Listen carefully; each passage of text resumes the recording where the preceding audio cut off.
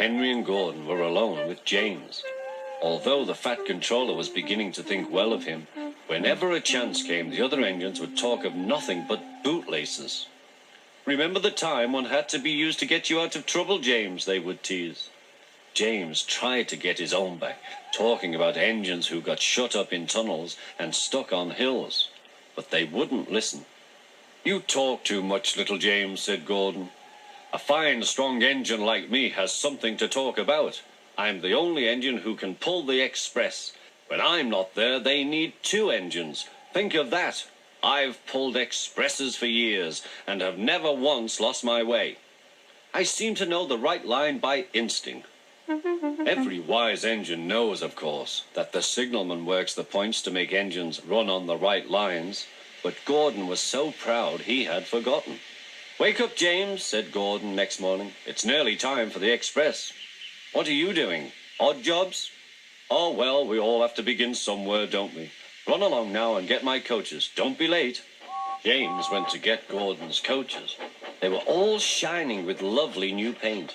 He was careful not to bump them, and they followed him smoothly into the station, singing happily, "We're going away, we're going away." "I wish I was going with you," said James. "I should love to pull the express and go flying along the line." Gordon, with much noise and blowing of steam, got ready to back onto the train.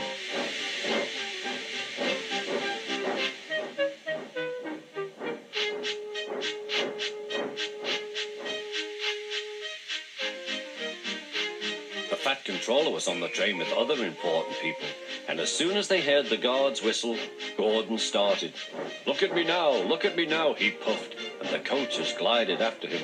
"Poop, poop, poop, poop, poop. Goodbye, little James. See you tomorrow."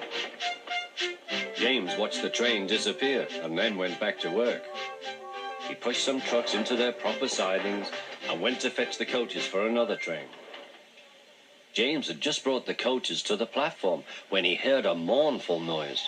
There was Gordon trying to sidle into the station without being noticed. "Hello, Gordon. Is it tomorrow?" asked James. Gordon didn't answer. He just let off steam feebly. "Did you lose your way, Gordon?" said James. "No, it was lost for me. I was switched off the main line onto the loop. I had to go all round and back again." "Perhaps it was instinct," said James. Meanwhile, all the passengers hurried to the booking office. "We want our money back," they shouted.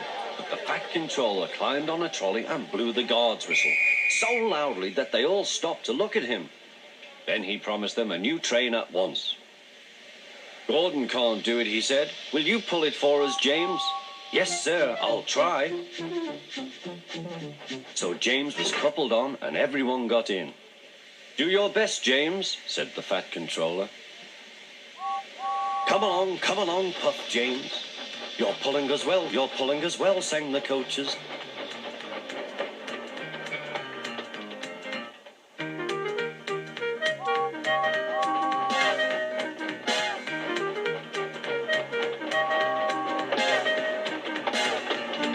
Bridges and stations flashed by, the passengers cheered, and they soon reached the station. Everyone said thank you to James, and the Fat Controller was very impressed. "Well done," he said. "Would you like to pull the express sometimes?" "Yes, please," answered James.